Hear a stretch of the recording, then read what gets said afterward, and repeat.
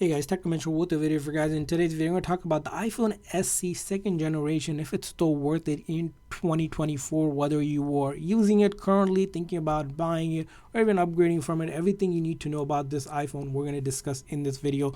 So let's dive right into it. Now, the iPhone SE second generation was the second generation, of course, released back in April of 2020. Originally, the first one was released in 2016, and there's also third edition or the third generation SE as well, which Apple currently sells. They no longer sell the second edition one, but a couple things about the iPhone second edition one here. It's very much similarly built as the iPhone 8. You can't really distinguish it when you hold it together because of how similar both of the phones are. It's a 4.7-inch display bodied phone here. You have the Touch ID here, and it's a rounded bezel here. This is made out of aluminum and glass back over here with a single 12 megapixel camera on the back here. And the one distinguishing feature is that it has the physical SIM card. So if you're looking for the physical SIM card iPhone, this one has the physical SIM card. Starting with iPhone 14, they no longer make the physical SIM card model. So this one has a physical SIM card. It's probably one thing to note. The speakers here,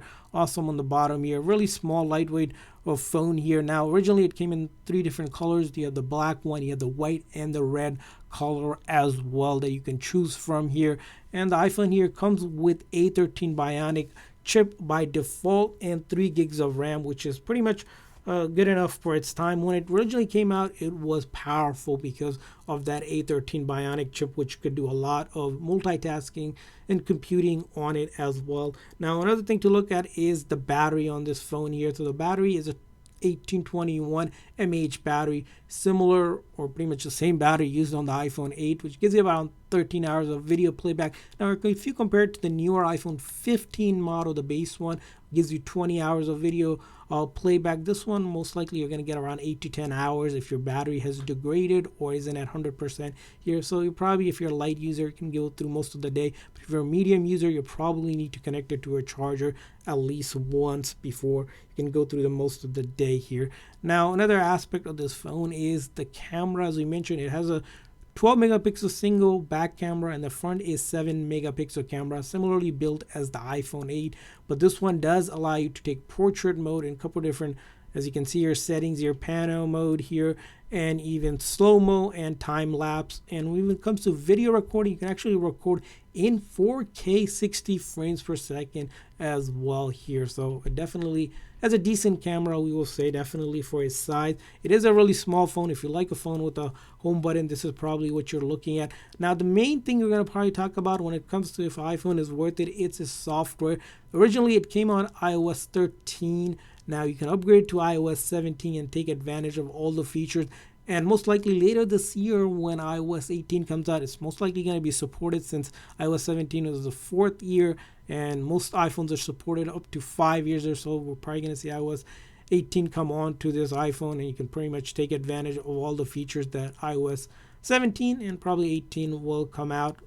Now, as you can see here, I have a lot of these apps, most of the popular apps on my iPhone here, and all the apps will work without any issues. Sometimes it takes a second or two to load up, but after it does, you won't have really much of an issue. Now, one thing you'll see here with this phone here is because it's a smaller bodied phone, of course, some things like watching shows and movies might be a little bit of a challenge if you like a bigger screen for something like a tablet size. But someone who likes a smaller phone, this is a pretty good phone here. You can do anything from all of your social media to streaming YouTube videos to just watching your favorite shows and music. All of that will work without any issues. Even for things like basic WhatsApp will work, and basic, of course, calling and texting.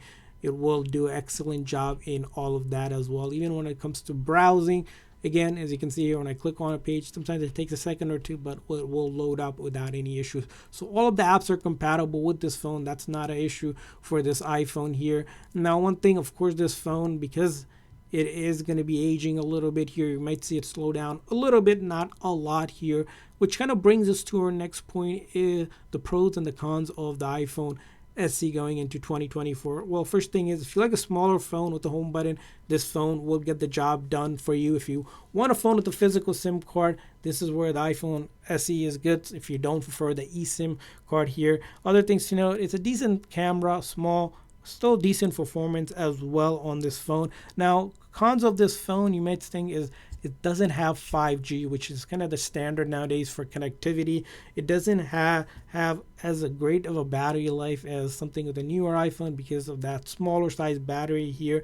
And the other thing is the iPhone third generation, SE third generation as well. So this one's a little bit going towards out of date. But again, this year, specifically talking about the iPhone SE, is still worth it. In that case, is the probably one of the biggest thing is the price point. You can get this phone around $150 or so or less compared to paying almost when it came out, I believe was around $400 or so. So you're paying almost a fraction of the cost for that performance.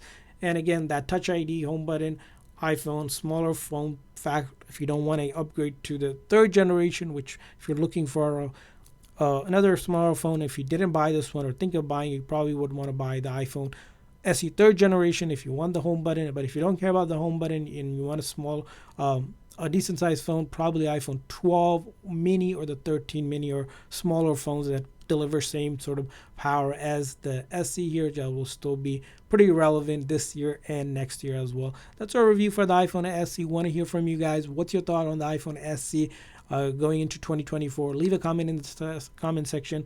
And thanks for watching, guys. See you guys next time.